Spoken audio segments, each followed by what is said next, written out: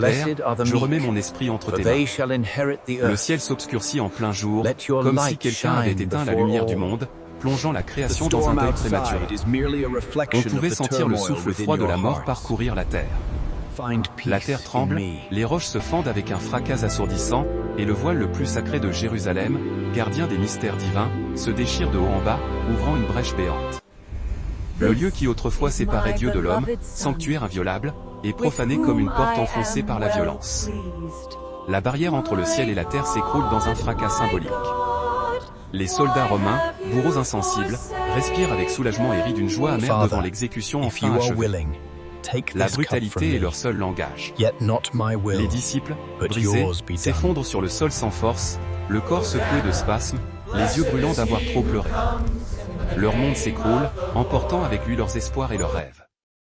La ville continue son chemin, insensible au drame qui se joue, mais la réalité n'est plus la même. Le voile a été levé, révélant une vérité crue et douloureuse. La mort reçoit le corps de Jésus comme une victoire certaine et clôt le conte, pensant avoir triomphé.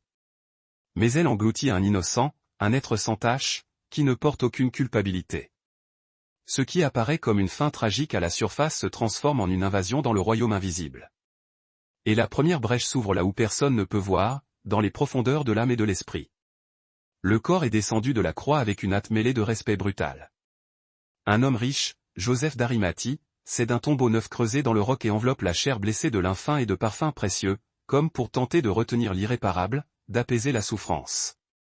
L'entrée du sépulcre est scellée avec une pierre massive, et tout ce qui reste à la surface se transforme en fardeau de poids et de mémoire.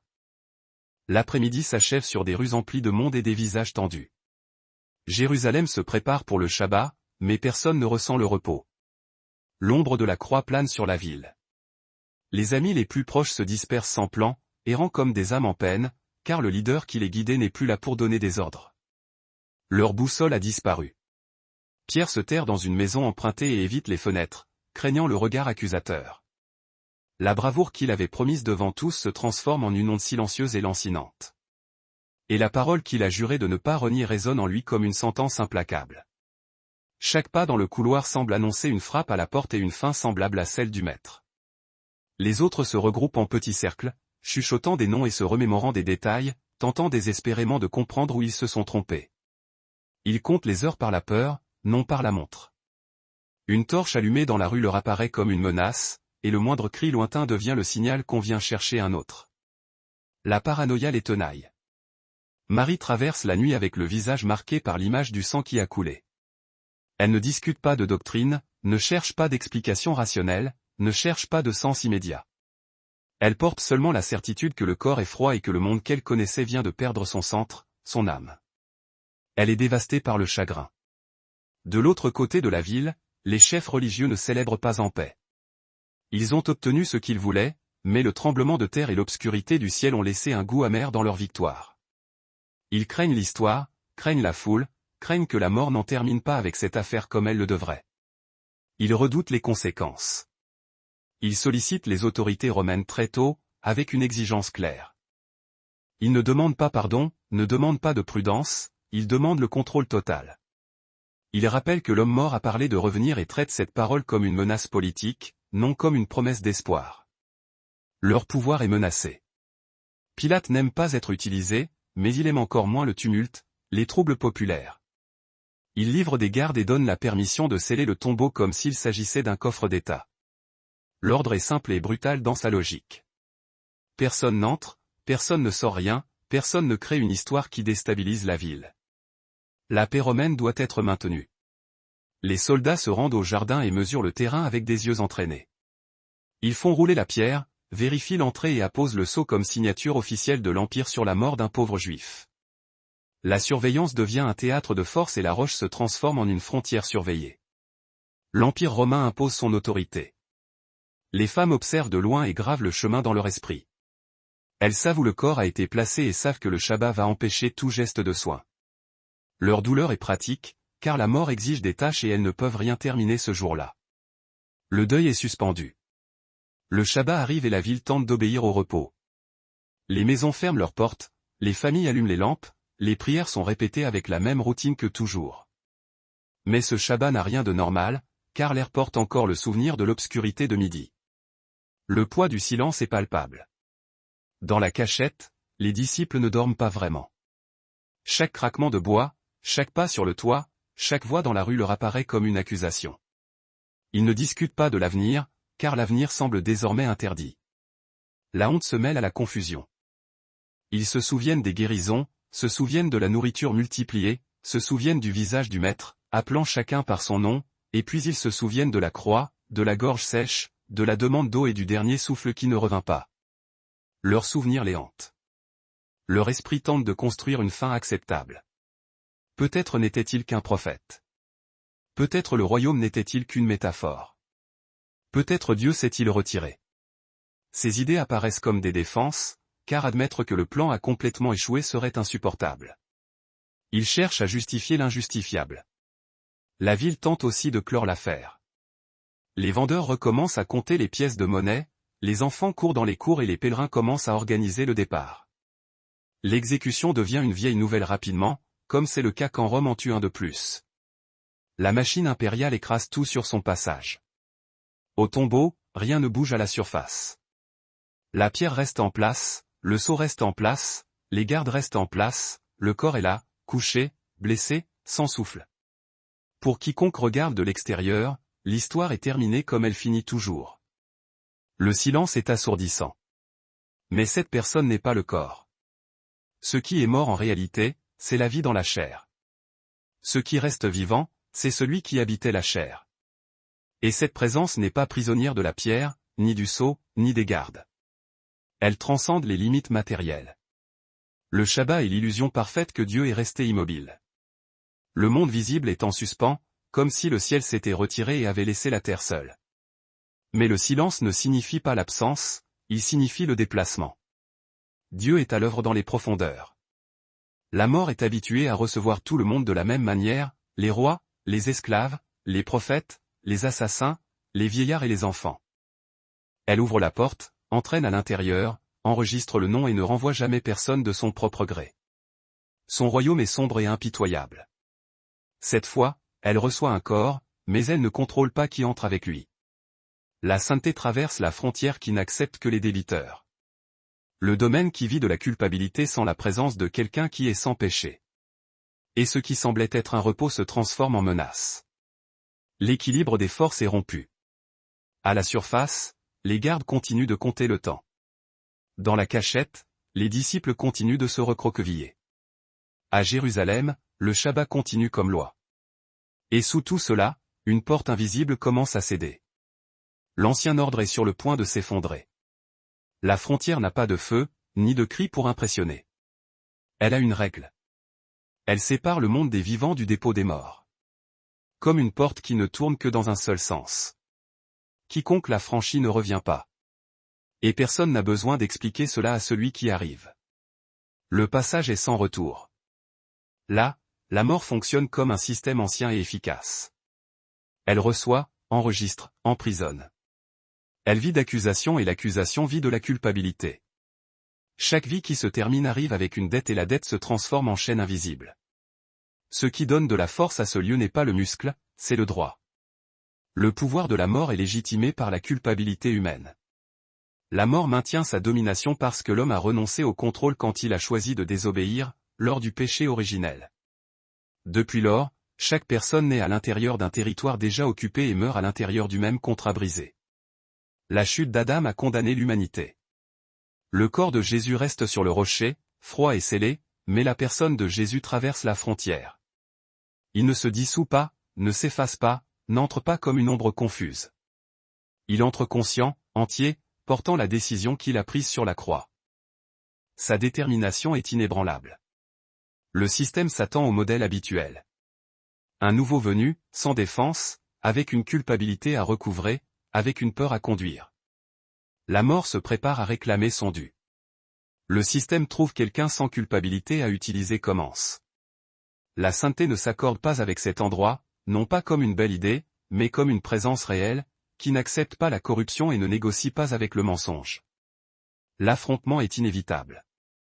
L'environnement réagit comme une structure qui détecte une faille de sécurité et tente de la corriger immédiatement. Des gardes sont là aussi. Mais ils n'utilisent pas de métal, ils utilisent une autorité volée et la terreur comme instrument. La mort emploie tous ses moyens pour défendre son territoire. Ils encerclent, ils font pression, ils exigent la soumission, car la mort a toujours exigé la soumission. Jésus ne demande pas à passer. Il ne supplie pas. Il ne se présente pas comme prisonnier, ni comme visiteur. Il traverse comme propriétaire légitime, retournant sur un territoire conquis. Il revendique son héritage. La première réaction est de nier. Le lieu tente de traiter l'arrivée comme une erreur de lecture, comme une donnée incorrecte dans le registre. La mort tente d'insérer cet homme dans la même colonne que toujours. Péché, condamnation, sentence.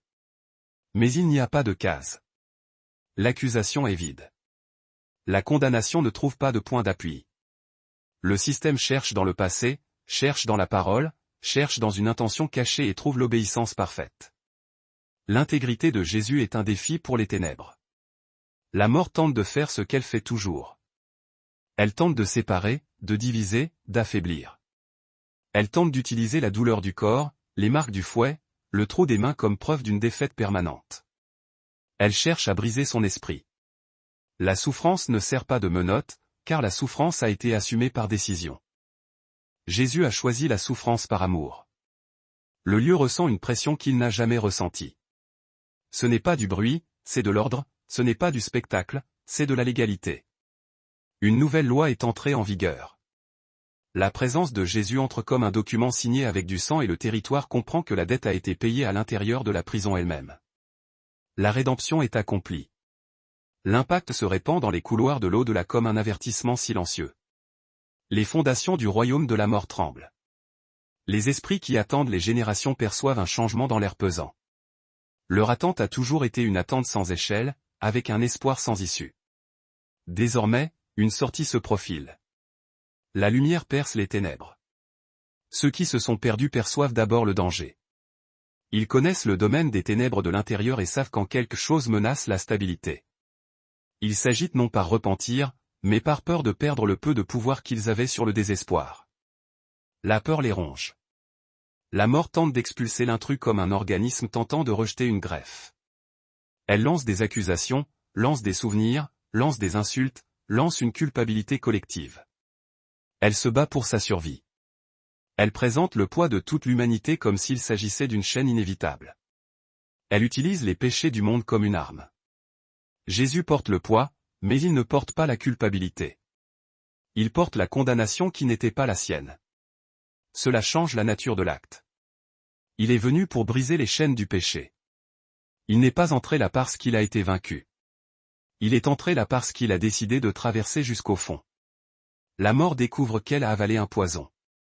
Un venin qui ne détruit pas par la force brute, mais par la vérité. La vérité est une arme puissante.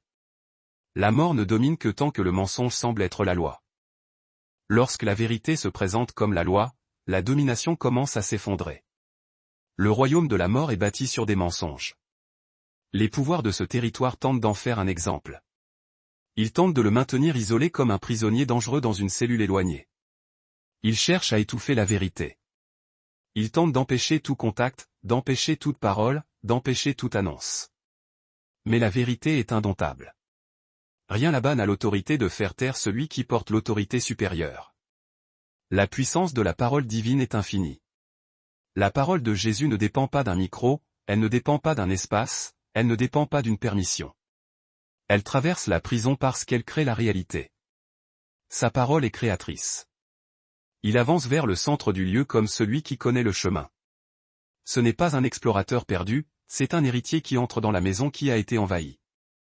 Il réclame son héritage légitime. Chaque pas laisse clair que la mort n'est pas souveraine, elle est une occupante. La mort n'est qu'un usurpateur. À la limite de ce territoire, il y a une séparation ancienne. D'un côté, ceux qui sont morts en faisant confiance à la promesse, gardés dans une consolation limitée. De l'autre, ceux qui sont morts pris dans leur propre rébellion, recevant ce qu'ils ont choisi. Il y a une distinction claire entre le juste et l'impie. Entre eux, il existe un abîme fixe, maintenu comme une barrière immuable. La séparation est insurmontable.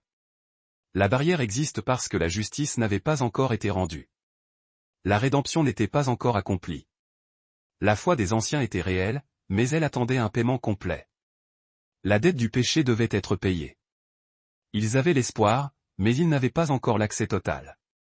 Ils attendaient la venue du Messie. Jésus apporte le paiement complet. Son sacrifice est parfait. Son entrée dans le Sheol, c'est une invasion légale. Il vient libérer les captifs. Son sang ne couvre pas, il quitte. Il efface la dette du péché. Et lorsque la quittance arrive, la barrière commence à perdre son fondement. La libération est proche. Du côté de la consolation, le temps a toujours été une attente sans calendrier. Les justes attendent leur délivrance. Il y a des hommes qui ont marché avec Dieu et qui sont restés là parce que la promesse exigeait l'accomplissement. Ils aspirent à la rédemption. Ils reconnaissent la présence avant de voir le visage, car leur espoir a toujours pointé vers ce jour. Ils ont attendu le Messie avec une foi inébranlable. Du côté du tourment, le temps est une répétition insensée. La souffrance est sans fin. Là, la culpabilité n'est pas pardonnée, elle est rappelée sans cesse. Les pécheurs récoltent les fruits de leur rébellion. Là, la rébellion n'est pas guérie, elle est endurcie. L'endurcissement des cœurs est leur châtiment. Et maintenant, même là, la nouvelle arrive que l'accusation a perdu sa force. L'espoir perce même les ténèbres. La mort tente de serrer les clés avec plus de force, comme quelqu'un qui se rend compte que le cadenas est sur le point d'être enlevé. Elle se bat pour son pouvoir. Elle appelle ses auxiliaires, renforce les portes, multiplie la peur. Elle essaie de maintenir son emprise. Elle se déplace avec urgence parce qu'elle comprend que le contrôle lui échappe. La fin de son règne approche. Jésus n'a pas besoin de courir, il n'a pas besoin de crier, il n'a pas besoin de prouver quoi que ce soit aux démons. Sa victoire est assurée. Il porte la sentence de la victoire comme un fait et les faits déplacent les trônes. Sa parole a le pouvoir de renverser les empires. Le domaine des ténèbres a vécu des siècles soutenus par un même mécanisme. L'homme péchait, la mort réclamait. L'homme mourait, le lieu emprisonnait. La mort se nourrit du péché. Maintenant, le mécanisme reçoit quelqu'un qui n'a pas péché. Cela révèle la fragilité du système entier. La mort est vaincue. Au sommet du monde, les gardes du tombeau restent fermes, sans rien savoir. Ils sont aveugles à la réalité spirituelle. Ils croient qu'ils tiennent la fin d'une histoire. Ils sont trompés. Au fond, la fin est déjà en train d'être réécrite à l'intérieur du propre domaine de la mort. Une nouvelle ère est en train de naître. La barrière ancienne est toujours là, mais elle tremble déjà. Son pouvoir diminue. Le lieu entier semble toujours solide, mais des fissures commencent à apparaître. La fin de son règne approche. La géographie de l'abîme est sur le point d'être traversée par celui qui est venu prendre ce qui était sien. Jésus vient réclamer son royaume. L'obscurité du Sheol ne répond pas par le silence, elle répond par un écho. Le cri de victoire retentit dans les couloirs de la mort. Un son ferme traverse le territoire comme un décret lu sur la place publique. Le son de la délivrance remplit l'au-delà. Et chaque coin comprend qu'il ne s'agit pas d'une visite. La terreur se répand parmi les damnés. La présence de Jésus s'impose comme une autorité qui ne demande pas la permission et le lieu entier réorganise les priorités. Son autorité est absolue. Il ne va pas argumenter avec les geôliers. Il ne vient pas négocier avec les démons. Il n'offre pas d'accord, ne fait pas de propositions, ne tente pas de convaincre ceux qui ont choisi les ténèbres. Il n'y a pas de compromis avec les ténèbres. Il annonce un verdict déjà signé et l'annonce modifie le statut de ceux qui semblaient immuables. Le changement est radical. Ceux qui gardaient la prison se déplacent avec violence, comme ceux qui tentent d'étouffer une nouvelle dangereuse avant qu'elle ne se répande. Ils essaient de maintenir leur emprise. Des chaînes invisibles s'agitent, des portes internes grincent. Le royaume de la mort est en ébullition. Et la menace n'est pas un coup physique. La menace est la vérité qui arrive au centre du domaine qui vit de mensonges. La vérité est la lumière qui dissipe les ténèbres. Il y a des esprits prisonniers qui n'appartiennent pas à une seule époque. Ils ont été piégés pendant des siècles. Certains portent la marque de rébellions anciennes. Ils portent la cicatrice de la désobéissance. Certains portent la marque du mépris ouvert de la voix de Dieu, de la violence qui est devenue une culture. Ils ont rejeté la lumière. Ils ne sont pas là comme des innocents trompés, ils sont là comme des gens qui ont parié contre la justice et ont perdu. Ils sont les architectes de leur propre destin. La proclamation atteint ce secteur comme une sentence finale. Le jugement est prononcé. Le message n'est pas une offre de seconde chance, c'est la confirmation que la justice a été satisfaite et que la rébellion a été démasquée. La justice divine triomphe. L'effet immédiat est une peur nue, parce que la prison se rend compte que le geôlier est sur le point de perdre le contrôle. La peur s'empare des damnés. Le poids de l'annonce court aussi de l'autre côté, où l'attente était différente. L'espoir est ravivé. Là, il n'y a pas de tourment actif, mais il y a une limitation, comme des gens enfermés dans une pièce sûre, s'emportent vers l'extérieur. L'espoir est emprisonné. L'espérance a toujours existé, seulement elle restait en suspens parce que la promesse attendait un paiement complet. Ils attendaient la venue du Messie. Des hommes qui ont vécu des millénaires avant reconnaissent le son avant de reconnaître le visage. Ils reconnaissent la présence divine. Ils n'ont pas de verset à la main. Ils n'ont pas besoin d'écriture. Ils ont la mémoire d'alliances et de signes répétés dans les générations. Leur cœur est rempli de foi. Quand la présence s'approche, l'ancienne foi cesse d'être une idée et devient une rencontre. La rencontre avec le Messie est transformatrice. Adam se lève comme celui qui porte le début du désastre sur son dos. Il porte le fardeau du péché originel. Il voit les marques du fer et comprend le prix réel de ce qui a été perdu dans le jardin. Il comprend le coût de la désobéissance. La conséquence arrive comme un choc, parce que le premier homme se rend compte que le dernier homme est entré dans le même domaine pour défaire le dégât. L'œuvre de rédemption est accomplie. Abraham avance avec la dignité de celui qui a attendu une ville qu'il n'a pas vue. Il a vécu par la foi. Il se souvient des promesses dites sous le ciel ouvert, il se souvient de la longue marche sans carte. Sa foi était inébranlable. Il se souvient du poids d'offrir son propre fils et de reculer au dernier instant. Sa foi a été testée. La conséquence s'impose comme confirmation, parce que le sacrifice interrompu trouve maintenant le sacrifice accompli. Le sacrifice ultime est accompli. Moïse apparaît avec le visage de celui qui a vu la gloire et aussi celui qui a vu le peuple se corrompre en quelques minutes. Il a vu la gloire et la désobéissance. Il se souvient du sang sur les portes en Égypte et il se souvient de la mer qui s'ouvre, mais il sait que rien de tout cela n'a résolu la racine de la culpabilité. La libération d'Égypte était un symbole de la libération du péché. La conséquence est directe, parce que le libérateur de l'Exode comprend que le véritable rachat se passe là, à l'intérieur de la prison de la mort. La véritable libération est spirituelle. David s'approche avec les marques du roi et du pécheur. Il a connu la grandeur et l'échec.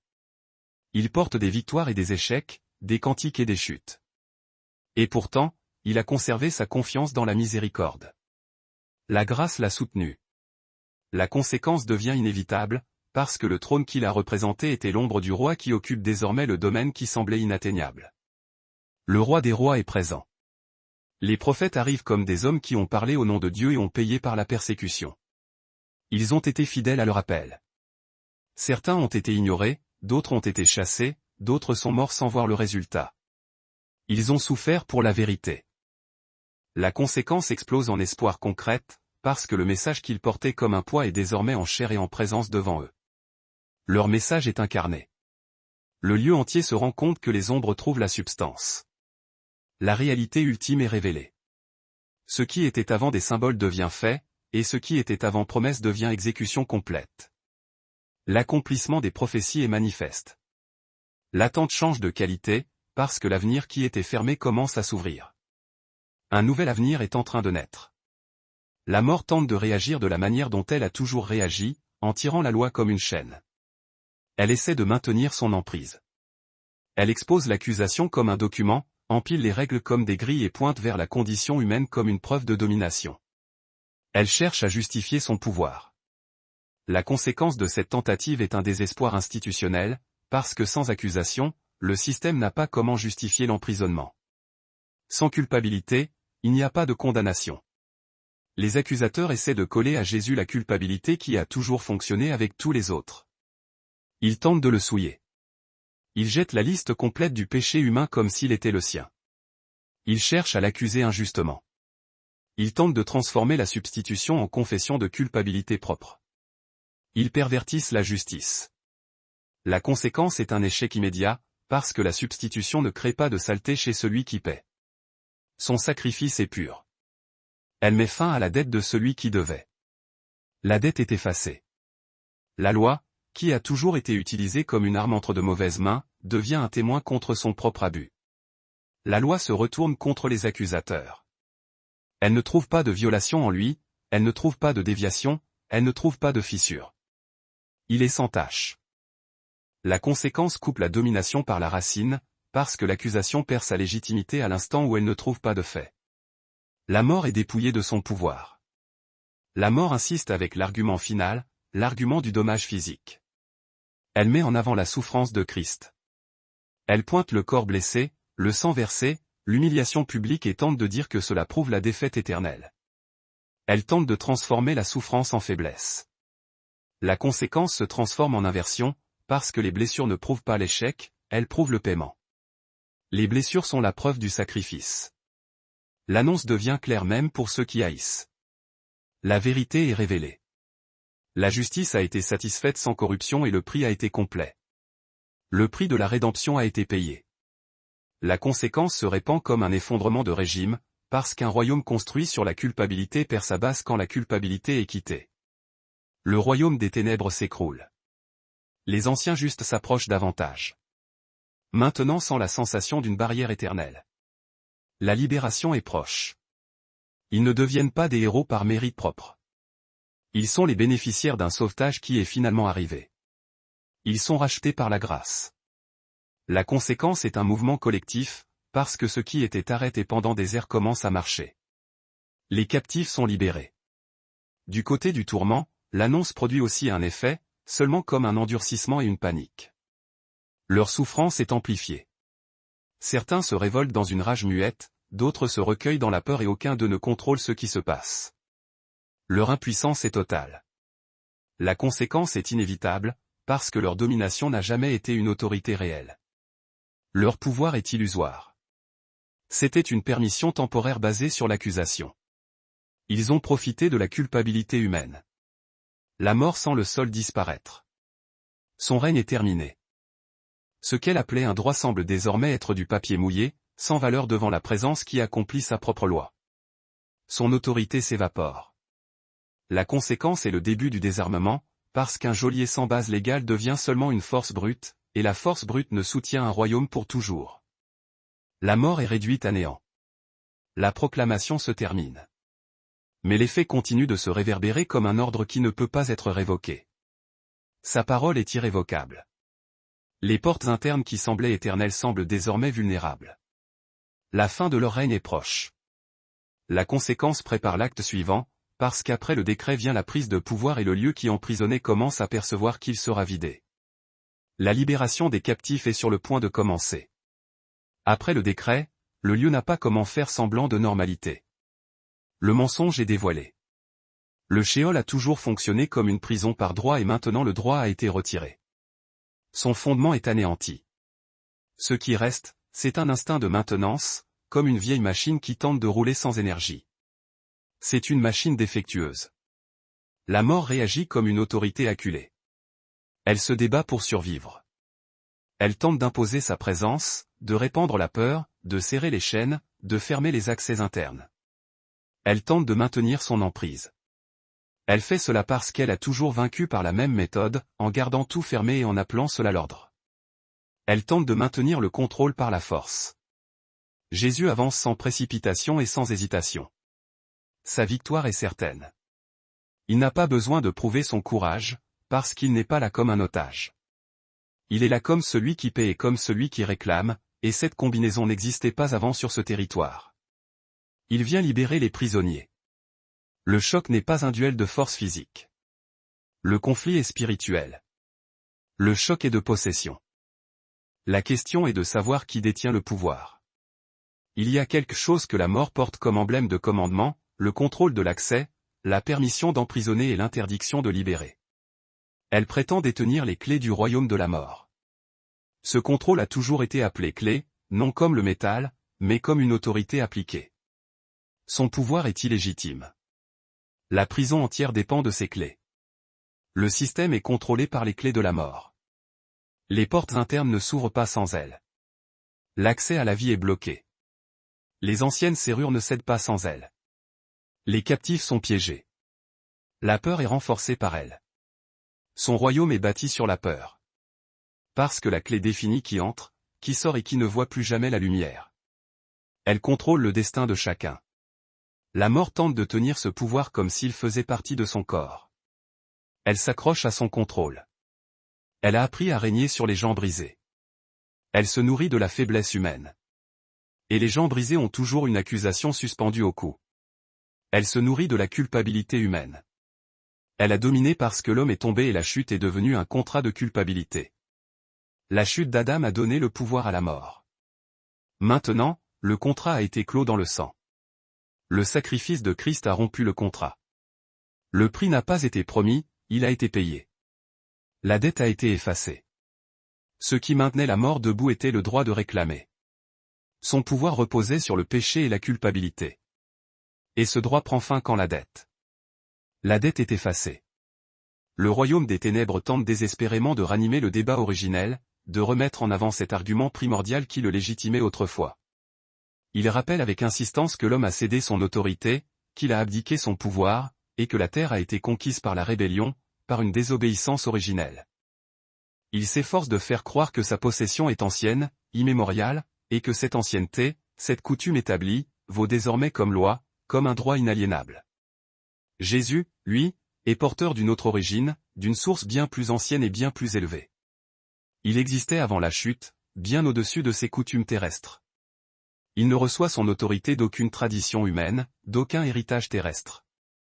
Il exerce son pouvoir de par sa nature divine, de par sa victoire éclatante sur les ténèbres. Et le lieu, ce lieu de souffrance et de désespoir, comprend instinctivement que cette restitution, ce retournement de situation, s'est produit sans cérémonie, sans le moindre avertissement. Ce qu'Adam a perdu par sa désobéissance coupable est repris, reconquis, par l'obéissance parfaite de Jésus. Ce qui a été cédé par faiblesse et par lâcheté est récupéré par une fidélité inébranlable, une loyauté absolue jusqu'à la fin. La mort, dans un ultime sursaut, tente de faire du bruit, de créer une diversion pour masquer cette réalité dérangeante. Elle répand la terreur comme une fumée suffocante, elle propage la menace comme un brouillard épais et oppressant, elle tente de semer la confusion parmi les prisonniers, de les maintenir dans l'ignorance afin que personne ne réalise que leur geôlier est en train d'être désarmé, dépossédé de son pouvoir. La peur a toujours été son outil de prédilection, son principal instrument de domination. Pourtant, malgré ses efforts, les prisonniers perçoivent le changement, sentent intuitivement que quelque chose d'important est en train de se produire. Du côté du réconfort, un soulagement profond se répand, accompagné d'une attente fébrile, comme des gens qui entendent le bruit du métal qu'on coupe à l'extérieur de leur porte, le son prometteur d'une libération imminente. Du côté du tourment, c'est la panique qui règne, la terreur absolue, comme des gens qui savent que le jugement final ne peut plus être retardé par des subterfuges et des illusions. Jésus ne demande pas les clés, il les prend d'autorité.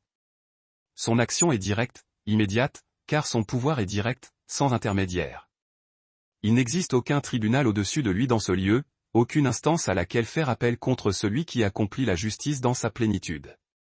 Cet acte de prendre les clés n'est pas un symbole vide de sens, destiné à susciter une émotion passagère. C'est un véritable changement de gouvernement, une passation de pouvoir effective. Celui qui détient les clés contrôle le flux, le cours des choses, et ce flux définit le destin. La conséquence est immédiate, le chaos perd le contrôle de son propre système de rétention.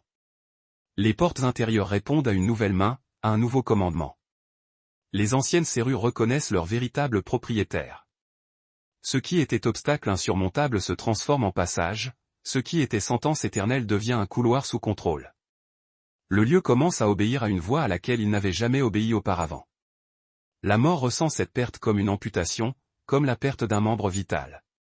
Elle existait pour mettre fin aux histoires, pour sceller les destins, et elle découvre maintenant qu'elle n'a plus le droit de décider de la fin de quoi que ce soit par elle-même. Elle reste une réalité, certes, mais elle cesse d'être souveraine, elle est détrônée. Le pouvoir des ténèbres, dans un ultime effort désespéré, tente de sauver ce qui peut l'être avec une fureur décuplée. Il s'efforce de maintenir au moins les prisonniers dans le tourment, comme s'il pouvait conserver une partie du territoire et la revendiquer comme une victoire partielle, comme un signe de sa puissance persistante. Mais il sait pertinemment que la justice ne sera pas démantelée pour satisfaire la rébellion. La nouvelle autorité ne bouleverse pas la justice, elle l'accomplit jusqu'au bout, avec une rigueur inflexible. Ceux qui ont choisi les ténèbres demeurent sous les conséquences de leur choix, ils en subissent pleinement le poids. Quant à ceux qui ont fait confiance à la promesse, même sans en voir l'accomplissement de leurs yeux, ils reçoivent ce qu'ils ont espéré pendant des générations, ils sont récompensés de leur foi.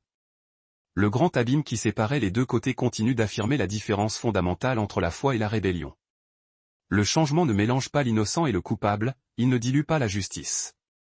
Le changement met fin à l'attente de ceux qui espéraient un paiement réel, une rétribution véritable. La conséquence est la clarté, la distinction nette. Car la sortie n'est pas une confusion morale, un compromis boiteux, mais l'accomplissement d'une promesse sacrée. Du côté du réconfort, l'atmosphère se transforme, comme si le plafond gagnait en hauteur, comme si les murs s'éloignaient.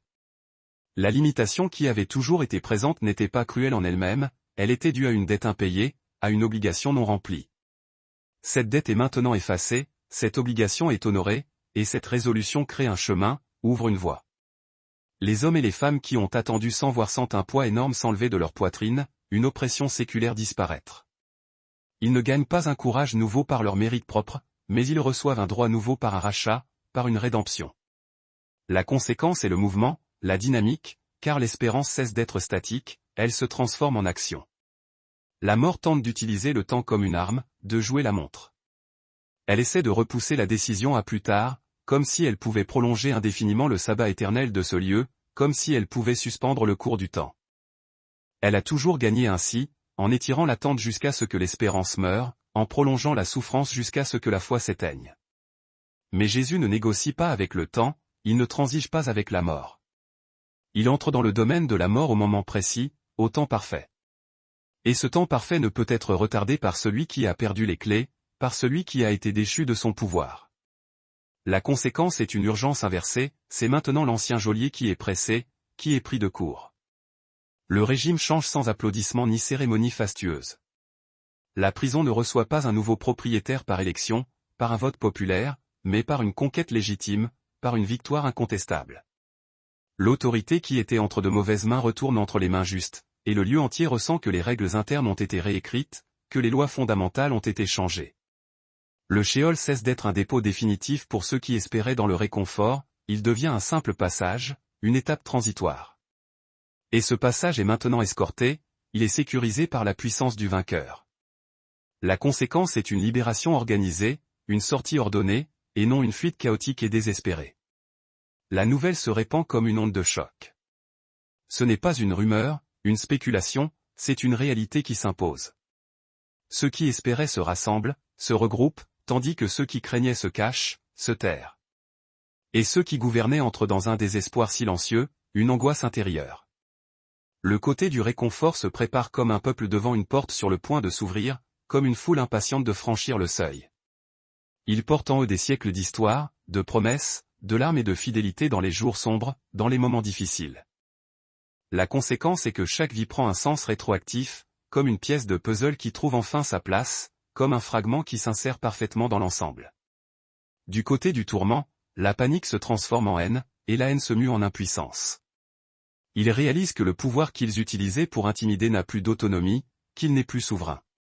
La conséquence est l'humiliation, car les ténèbres perdent le droit de se présenter comme inévitables, comme une fatalité immuable.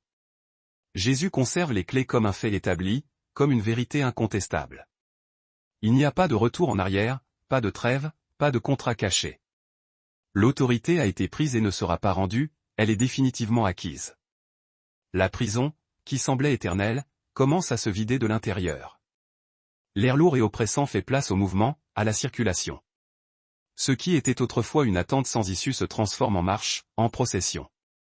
Et cette marche commence à se former avec la discipline d'un sauvetage, avec la rigueur d'une opération de libération. Le premier pas de l'Exode est prêt. La libération ne reste pas un discours, une promesse vague. Elle devient un déplacement réel, une translation effective. Le domaine qui a englouti des millions d'âmes se prépare à recracher une multitude, et le sabbat invisible se termine avec le début de la sortie, avec le commencement de l'évasion. Avant de poursuivre, si ce contenu a béni votre vie, aimez, commentez et partagez. Abonnez-vous à la chaîne et, si vous souhaitez bénir la chaîne, cliquez sur le bouton merci et laissez une offrande de n'importe quelle valeur ou devenez membre. Nous laissons également quelques produits dans la description. procurez-vous un et bénissez la chaîne. Continuons, les portes qui ne s'ouvraient jamais commencent à céder de l'intérieur, comme des serrures anciennes reconnaissant un nom oublié, une présence familière. Un mouvement se forme du côté du réconfort, d'abord timide, hésitant, puis décidé, résolu, comme des gens qui ont trop attendu pour douter du son de la liberté, pour remettre en question la promesse de la délivrance. Le lieu qui semblait une salle d'attente éternelle se transforme en couloir de sortie, en voie d'évacuation. Ils s'approchent en vagues, en groupes, des visages marqués par des siècles d'histoire et par des expériences qui ne tenaient pas dans une seule vie, des existences brisées et reconstruites. Il n'y a pas de confusion, pas de précipitation aveugle. L'ordre règne, car la sortie n'est pas une fuite éperdue, mais un sauvetage autorisé, une extraction organisée. Abraham suit en tête, avec des yeux fermes, avec la détermination de celui qui a appris à marcher sans voir la destination, de celui qui a fait confiance à une promesse invisible. Moïse marche avec la même posture que celui qui a traversé le désert, guidant un peuple têtu, rebelle, mais aimé. David maintient la tête haute comme un roi qui est tombé et a été relevé, et qui comprend maintenant pourquoi il n'a jamais été seulement un chanteur ou un guerrier, mais un instrument de la volonté divine. Derrière eux viennent d'autres, des gens qui n'avaient que la promesse et la ténacité dans les jours sombres, des femmes qui ont enterré leurs enfants et qui ont pourtant continué à faire confiance, des prophètes qui ont parlé et ont été humiliés pour cela, des justes ordinaires dont personne ne se souvenait sur terre, mais qui ont été rappelés à la mémoire dans le lieu où les comptes sont réglés, où les dettes sont payées. La marche se transforme en un exode silencieux, car elle n'a pas besoin de cris pour être réelle, car elle est portée par une foi inébranlable. Le domaine qui a emprisonné des générations commence à perdre sa population, à se vider de ses habitants. La conséquence est immédiate dans l'environnement, car un lieu fait pour retenir s'affaiblit lorsqu'il est vidé, car sa puissance dépend de sa capacité à maintenir captif. De l'autre côté, où le tourment se nourrit de la culpabilité et de la révolte, la prison ferme encore plus les portes intérieures, resserre les rangs.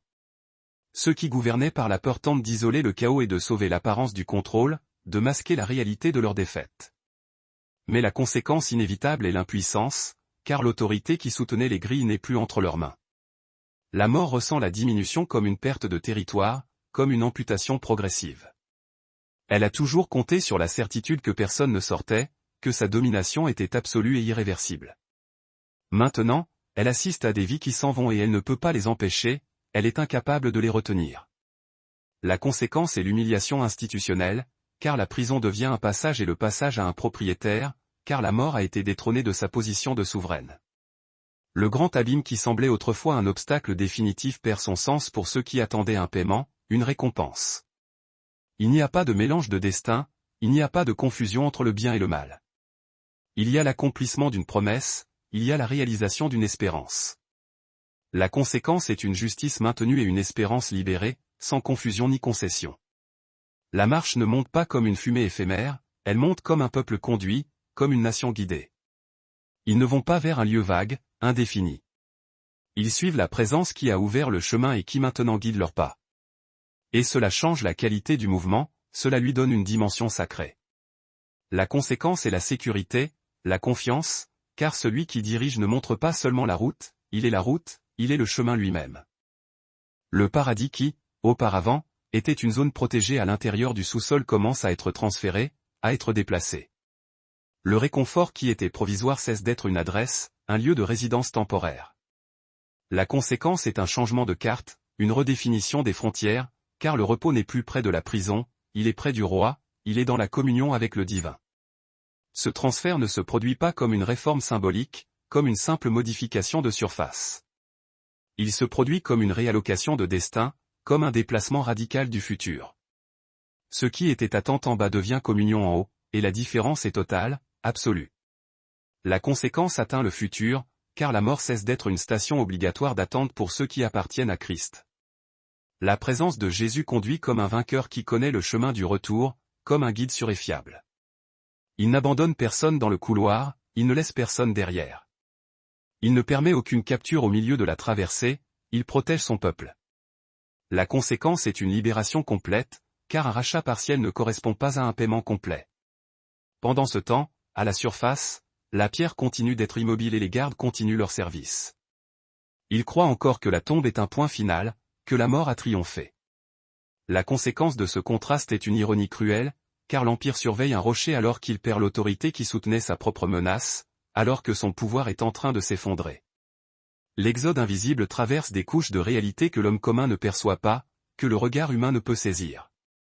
Il n'y a pas de trompette pour les oreilles de la ville, pas d'éclair dans le ciel pour les yeux fatigués des disciples. La conséquence est que le plus grand déplacement de l'histoire se produit sans témoin humain direct, sans observateur terrestre. Malgré cela, l'effet atteint la terre, se propage dans le monde. Le poids de la condamnation commence à perdre de la force, à s'alléger, comme si une chaîne ancienne avait été coupée à la source, comme si un lien invisible avait été brisé. La conséquence est que la peur de la mort commence à manquer de justification absolue, même avant que le moindre tombeau ne s'ouvre, même avant la résurrection. Le cortège avance comme une victoire appliquée, comme un triomphe effectif. Ce n'est pas un défilé pour alimenter la vanité, pour flatter l'ego. C'est la restitution de gens à leur destin correct, c'est la réintégration des âmes dans leur véritable vocation. Le paradis passe à l'existence là où Christ est, là où sa présence rayonne. L'idée simple se transforme en loi vivante, en réalité palpable. La conséquence est que partir de la vie et être avec lui cesse d'être une promesse distante et devient une réalité immédiate pour ceux qui croient en lui, pour ceux qui lui font confiance. Le Sheol perd son existence, perd son monopole, perd sa domination. Il n'est plus le coffre-fort central de l'humanité, il n'est plus le lieu de détention ultime. La conséquence est une dégradation de sa fonction, car la mort cesse de commander l'accès et passe à l'obéissance aux règles du vainqueur, elle est soumise à l'autorité de celui qui a triomphé. Du côté du tourment, la révolte ne trouve pas d'issue, elle reste enfermée dans sa propre amertume. La prison reste une prison pour ceux qui se sont accrochés à leur propre rébellion, pour ceux qui ont refusé la grâce. La conséquence est une justice sans maquillage, une vérité sans phare, car la libération n'est pas un prix pour ceux qui ont méprisé la lumière, elle n'est pas un cadeau pour ceux qui ont rejeté le salut. Du côté du rachat, l'espérance ancienne se transforme en présence, elle devient une réalité tangible. La foi qui était autrefois une confiance en une promesse devient une rencontre avec le promis, elle se matérialise dans une relation vivante. La conséquence est la fermeture d'un cycle, la fin d'une longue attente, car ce qui a commencé avec la chute trouve réparation dans la victoire, car la défaite est annulée par le triomphe. La marche s'approche de la frontière du retour au monde d'en haut, et l'air change comme si la pression était différente, comme si une nouvelle force était à l'œuvre. Le poids du souterrain reste derrière, la pesanteur de l'enfer est laissée en arrière. La conséquence est une transition, un passage, car les libérés cessent d'être des habitants d'attente et deviennent des habitants de communion, ils accèdent à une nouvelle dimension. Sur terre, le samedi se termine dans des maisons fermées et des yeux rouges de pleurs. Pierre ne sait toujours pas s'il se lève ou s'il fuit pour toujours, il est tiraillé entre l'espoir et la peur. Marie tient toujours la douleur comme une pierre dans sa poitrine, elle est accablée par le chagrin. La conséquence est que la souffrance humaine continue, mais l'axe invisible a déjà été déplacé, le centre de gravité a été modifié. La première lueur du dimanche commence à toucher la ville, et les gardes se préparent pour un autre tour ennuyeux, un service monotone. La pierre est toujours en place, comme si elle avait le dernier mot, comme si elle scellait le destin.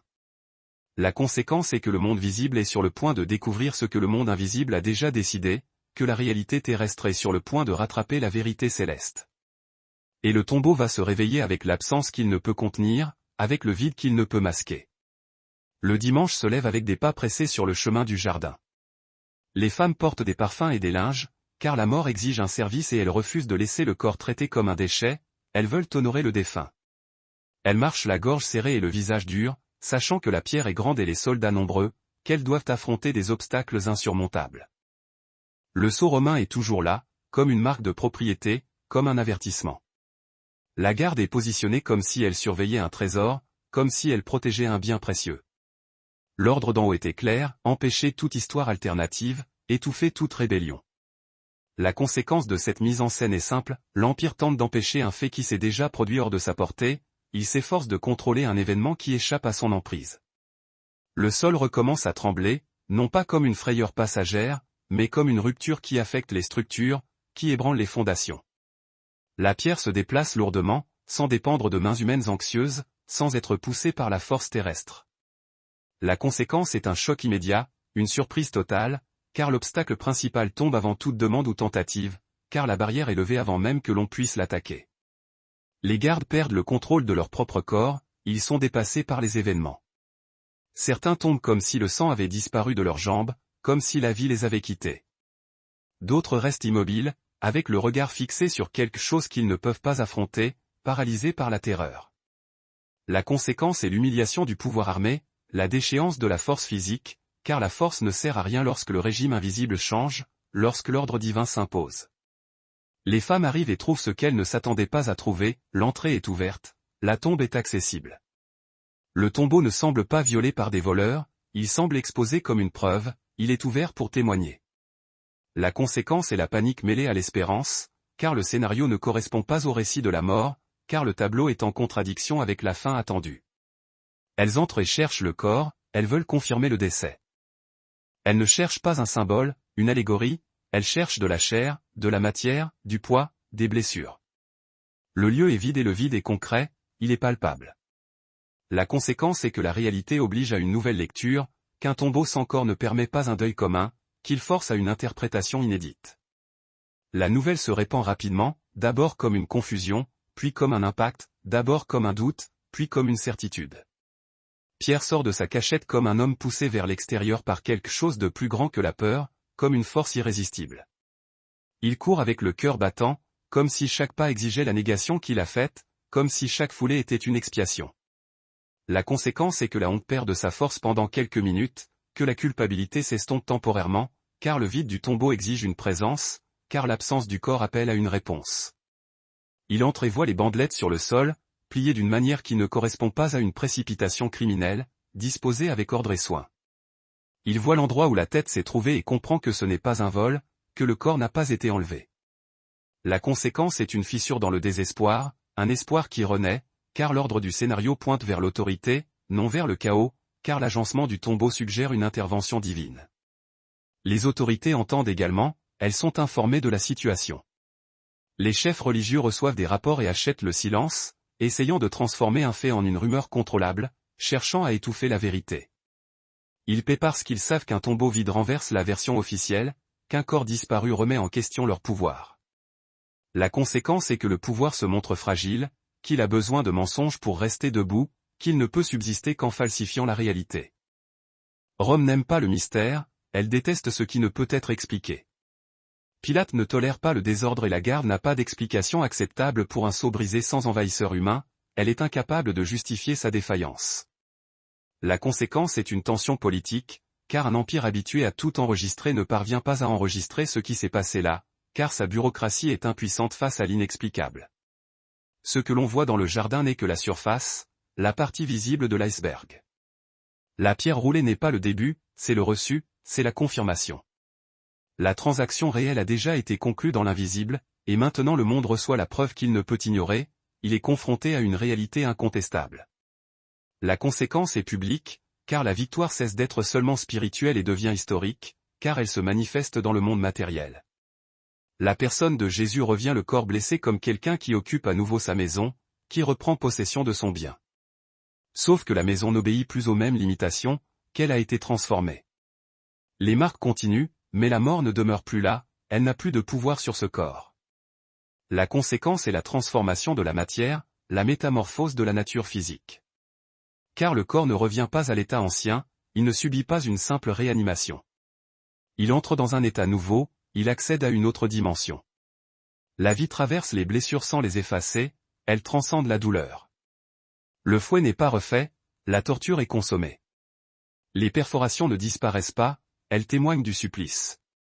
L'humiliation n'est pas réécrite comme une fantaisie, elle n'est pas niée. La conséquence est une crédibilité totale, une confiance absolue. Car la victoire ne dépend pas de la dissimulation de la souffrance, elle dépend de son dépassement, de sa sublimation. Il se lève non pas comme un survivant qui s'est échappé par chance, mais comme un vainqueur qui a achevé le chemin entier, comme un triomphateur. Le tombeau devient un lieu de passage, non de résidence, il est transformé en un seuil. La conséquence est que la mort perd le droit d'appeler cet espace sa propriété, qu'elle est dépossédée de son territoire. Marie rencontre sa présence et est touchée d'abord par la réalité, ensuite par le nom prononcé dans sa direction, elle est interpellée par son nom. Le deuil qui l'écrasait se brise en quelques secondes, son chagrin se dissipe. La conséquence est que la douleur ne disparaît pas comme si rien ne s'était passé, mais elle perd le contrôle, car le mort est vivant, car le disparu est présent. Il s'approche des disciples qui se sont enfermés par peur, qui se sont retranchés dans la sécurité de leur cachette. La porte cesse d'être un obstacle, car sa nouvelle condition ne dépend pas des verrous humains, car il a transcendé les limites physiques. Il entre et la paix n'est pas une phrase belle, une formule vide de sens, c'est un ordre qui stabilise les hommes brisés, c'est un commandement qui apaise les esprits tourmentés. La conséquence est que la panique collective recule, que la terreur s'éloigne, car sa présence réorganise leur esprit, car il leur redonne la raison. Ceux qui ont fui voient quelqu'un qui n'accuse pas par vengeance, mais qui ne traite pas non plus la négation comme un détail, qui ne minimise pas leur faute. Il restaure avec fermeté et avec fait, avec amour et avec vérité. La conséquence est la reconstruction du caractère, la réparation des âmes, car sa victoire ne crée pas seulement l'espérance, elle crée une mission, elle donne un but. La résurrection n'est pas un truc de retour temporaire, une illusion passagère. Il ne revient pas pour retomber malade, ni pour mourir de nouveau après quelques jours, il ne s'agit pas d'une simple réanimation.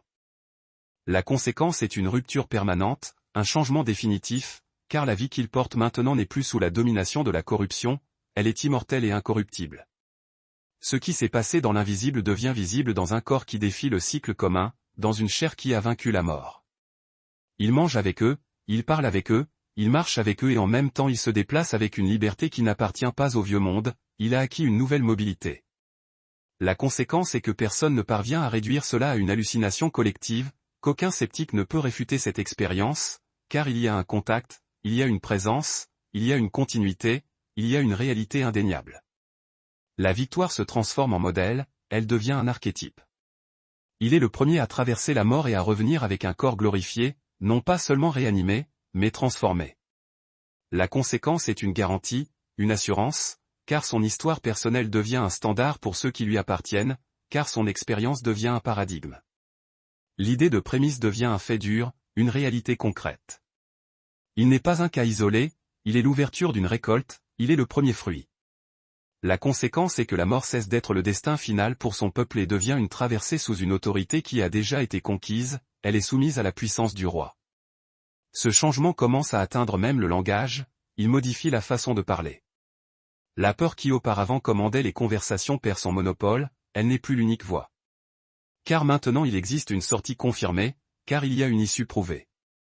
La conséquence est que le courage commence à naître, là où avant il n'y avait que de la survie, là où il n'y avait que la résignation. Et les hommes qui se cachaient commencent à se lever, ils sortent de l'ombre. Les ennemis tentent de contenir, mais ils ne parviennent pas à inverser la tendance, ils sont impuissants. La pierre roulée ne retourne pas à sa place, le corps ne retourne pas à l'intérieur et la nouvelle ne retourne pas au silence, il est impossible de rétablir le statu quo. La conséquence est que le monde entre dans un compte à rebours pour faire face aux faits, car les faits ne demandent pas la permission, car la vérité s'impose. La résurrection expose ce que le Sheol avait déjà ressenti à l'intérieur, elle révèle une réalité cachée. La mort a été désarmée et l'autorité a changé de main, elle a été détrônée. La conséquence est que personne ne traverse la fin seul par inévitabilité aveugle, car maintenant il existe un roi avec le contrôle de l'accès, car il y a un sauveur. Les disciples ne comprennent pas encore tout, mais ils comprennent suffisamment pour obéir, ils ont une foi suffisante. Ils ont vu la lâcheté se transformer en présence et la présence se transformer en certitude, ils ont été témoins d'une métamorphose. La conséquence est que leur histoire va cesser d'être un deuil et va devenir un témoignage, même si cela coûte ce qu'il en coûte, même s'il faut payer le prix fort. Le tombeau vide reste comme un document ouvert au centre du conflit, comme une preuve irréfutable. Ce n'est pas un symbole pour un temple, ce n'est pas un mythe pour consoler, c'est une preuve pour confronter, c'est une vérité pour défier. La conséquence est une décision inévitable, car la vie est revenue et maintenant elle exige une réponse, car la réalité impose un choix. Et la réponse ne reste pas prisonnière du passé, elle ne se limite pas à l'histoire. Elle entre dans le présent de chaque enterrement et de chaque adieu, elle se manifeste à chaque décès. La mort continue de prendre des corps, mais elle a perdu le droit de fermer des histoires, elle n'a plus le pouvoir de décider de la fin. La conséquence prépare la prochaine étape, car celui qui a les clés définit la fin de chaque vie, car le destin est entre les mains du Sauveur. Et ce propriétaire se présente maintenant devant le monde, il se révèle à l'humanité. La ville revient à son rythme normal trop rapidement, elle reprend son cours. Les étals ouvrent, les pièces changent de main et les gens qui ont crié le vendredi discutent déjà du prix du pain le dimanche, ils sont de retour à leurs occupations quotidiennes. Le monde a l'habitude d'aller de l'avant, il a la capacité de se relever. Même après un choc, même après un traumatisme. Les disciples recommencent aussi à respirer, ils reprennent leur souffle. Sauf que d'une autre manière, il n'y a plus d'espace pour se cacher comme avant, il est impossible de se terrer. Ils portent une certitude qui ne tient pas dans un murmure, car ils ont vu la mort perdre son pouvoir et ils ont vu le vainqueur marcher parmi eux, ils ont été témoins du triomphe. La nouvelle ne résout pas tout le jour même, elle ne change pas tout instantanément. Les blessures restent ouvertes, les traumatismes restent vivants et le souvenir de la croix continue de faire mal, la souffrance persiste. La différence est que la douleur perd la capacité de décréter la fin, car la fin a été reprise, car le dernier mot n'appartient plus à la mort. La mort travaille encore sur terre, elle est toujours active, elle est toujours présente. Elle entre dans les maisons, elle visite les lits, elle ferme les yeux, elle interrompt les conversations, elle arrache les adieux, elle sépare les êtres. Elle fait encore des orphelins, elle crée encore des veuves, elle laisse encore une chaise vide à la table, elle continue son œuvre de destruction. Sauf que sa méthode a changé, que son pouvoir a été limité. Elle ne porte plus la clé comme une propriétaire, elle ne contrôle plus l'accès. Elle ne tient plus le cadenas comme une autorité maximale, elle n'est plus souveraine. Elle conduit les corps, mais elle ne décide pas du destin pour ceux qui appartiennent au roi, elle n'a plus le pouvoir de sceller les âmes. L'homme a toujours craint de mourir, car la mort. Il semblait sombrer dans l'obscurité sans espoir de retour.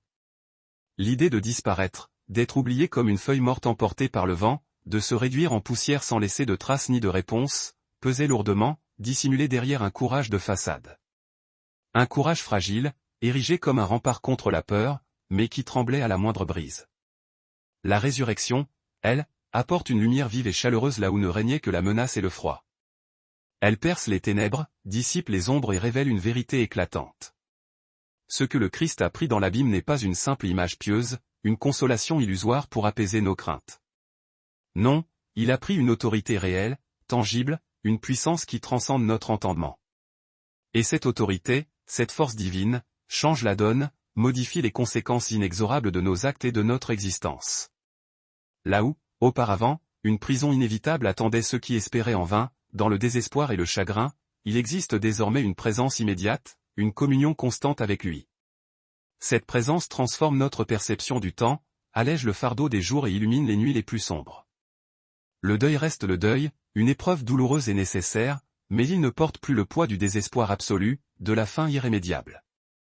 La nostalgie, le souvenir des êtres chers disparus, reste une nostalgie, un sentiment doux amer qui nous étreint le cœur, mais elle ne se transforme plus en sentence de séparation éternelle pour ceux qui sont avec le Christ, pour ceux qui ont trouvé refuge dans son amour infini.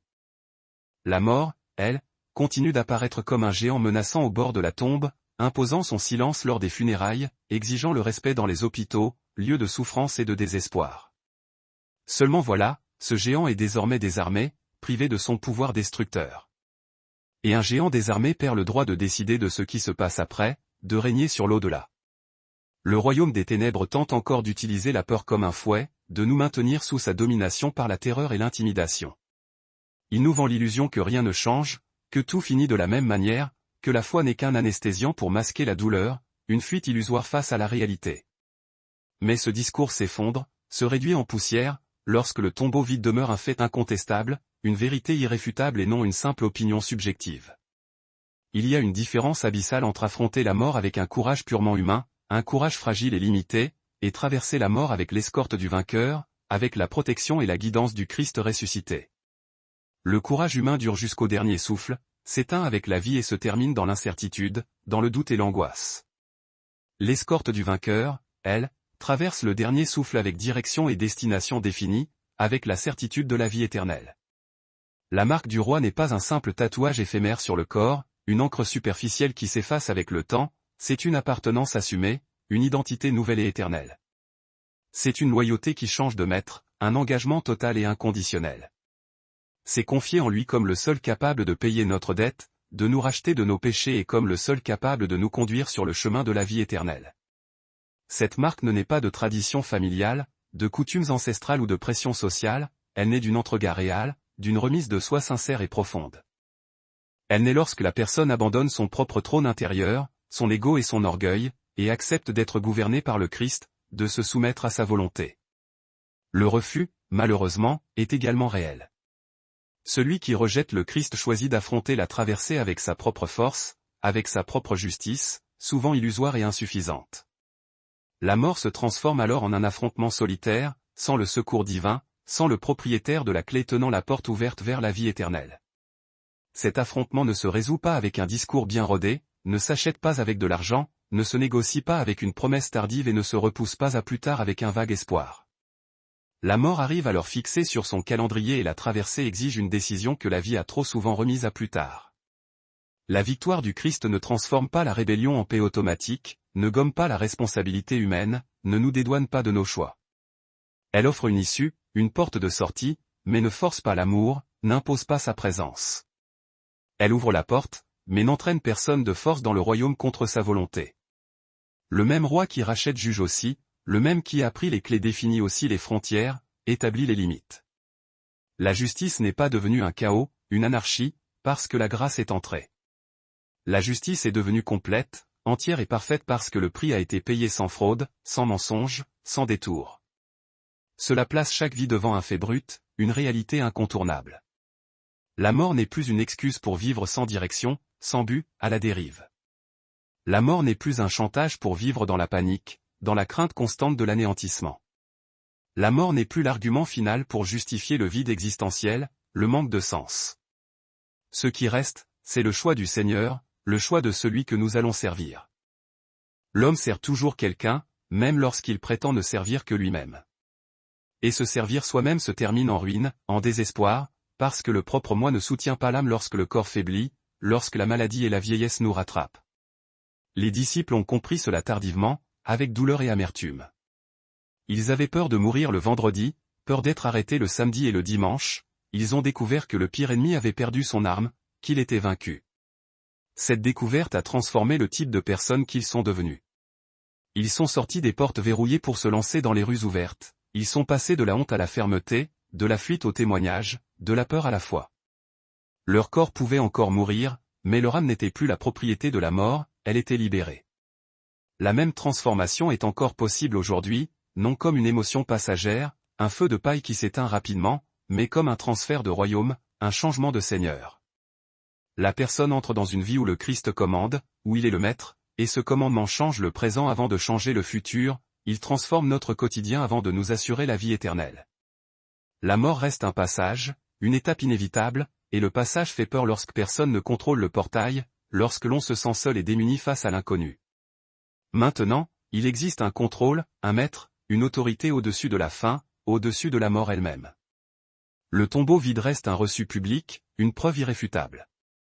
Il déclare que le paiement a été accepté, que la dette a été effacée, que l'accusation a perdu le droit de parler en dernier, de nous condamner à la damnation éternelle. Il laisse le monde sans espace pour traiter la croix comme un échec, comme une défaite. La fin de la vie n'est pas devenue un jeu, une plaisanterie. Elle reste sérieuse, lourde et définitive. La différence, c'est qu'elle n'est plus souveraine, que la souveraineté a été transférée au Christ, qu'il est le seul maître de notre destin. La mort est devenue une virgule pour celui qui appartient au vainqueur, un signe de ponctuation qui marque une pause, mais ne met pas fin à l'histoire. Elle coupe la phrase, mais n'en efface pas le sens. Elle suspend l'histoire dans le corps, mais n'efface pas l'histoire dans le destin. Et le destin n'est pas entre les mains du hasard, ni entre les mains de l'Empire, ni entre les mains de la peur. Le destin est entre les mains du Christ, qui est entré dans l'abîme, a pris les clés et est revenu en marchant avec les marques encore ouvertes, témoignage de son sacrifice, et l'autorité intacte, signe de sa victoire. La vie continue et la traversée arrive, inéluctablement. Ce qui décide du côté de la porte n'est pas la force du dernier jour, mais le Seigneur du premier amour, celui qui a conquis notre cœur. La plume de l'histoire n'est pas entre les mains de la mort, mais entre les mains du roi, du Christ ressuscité. Que s'est-il passé? Tout a commencé en haut avec le soleil s'éteignant et la terre se déchirant. Et cela s'est terminé en bas avec la mort perdant les clés, privée de son pouvoir. La croix n'était pas un accident, mais une décision divine, un acte d'amour ultime. La résurrection n'était pas un coup de chance, mais un reçu public que le paiement a été accepté, que notre dette a été payée. Le Christ a traversé le territoire que personne ne contrôlait et est revenu avec l'autorité entre les mains, avec la puissance de la vie éternelle. Il n'a pas vaincu pour prouver sa force, pour montrer sa puissance. il a vaincu pour libérer des gens réels, avec une culpabilité réelle, une peur réelle et des histoires brisées, des vies marquées par la souffrance et le désespoir. Il a désarmé l'accusation qui t'écrasait de l'intérieur et a arraché à l'ennemi le droit d'achever ton histoire, de mettre fin à ton existence. C'est pourquoi le repentir n'est pas une humiliation, mais un retour au lieu sûr, un retour à la maison, un retour vers le Christ. C'est arrêter de protéger sa propre chute, de justifier ses erreurs et admettre la vérité sans excuse, sans chercher de subterfuge. C'est lâcher le commandement qui t'a toujours conduit vers le même vide, vers la même désolation et se rendre au roi qui a déjà ouvert la porte, celui qui te tend la main. Celui qui s'éloigne de lui revient à sentir le poids de la nuit, même en vivant sous la lumière du soleil, même en étant entouré de confort et de plaisir. Le Christ ne t'appelle pas à un rite, à une simple cérémonie, il t'appelle à la vie, à une vie nouvelle et abondante. Il ne t'appelle pas à feindre, à faire semblant d'être quelqu'un que tu n'es pas, il t'appelle à être nouveau de l'intérieur, avec des pas fermes, avec une direction, avec une paix qui ne dépend pas des jours heureux, avec une joie inébranlable. Aujourd'hui, la réconciliation se fait avec une entrega simple et totale, avec une remise de soi sincère et profonde. La personne qui s'est égarée revient à la maison, retrouve le chemin du Christ. La personne qui n'a jamais commencé commence maintenant avec un cœur entier, sans négocier, sans se cacher, sans remettre à plus tard. Écris dans les commentaires, « Accepte-moi, Seigneur Jésus. Tu es mon seul et suffisant Seigneur et Sauveur de ma vie. » Cette phrase n'est pas un mot de passe magique, mais une déclaration d'appartenance, un échange de royaume, une renonciation à l'ancien Seigneur, à l'ancien Maître. Celui qui appartient déjà au Christ confirme cette vérité et fortifie les autres, les encourage à persévérer dans la foi. Commente, amène et partage ce message avec quelqu'un qui est fatigué, qui a peur ou qui est trop loin de lui-même, qui s'est perdu en chemin. Une parole publique de foi renverse la honte, allume le courage et pousse la lumière à l'intérieur des autres maisons, éclaire les cœurs sombres. La mort frappe encore à la porte du monde, mais elle ne commande plus le destin de ceux qui sont avec le Christ, de ceux qui ont trouvé refuge dans son amour. La croix a soldé le compte, le tombeau vide a ouvert le chemin et la vie a maintenant un propriétaire, un maître aimant et miséricordieux. À la prochaine.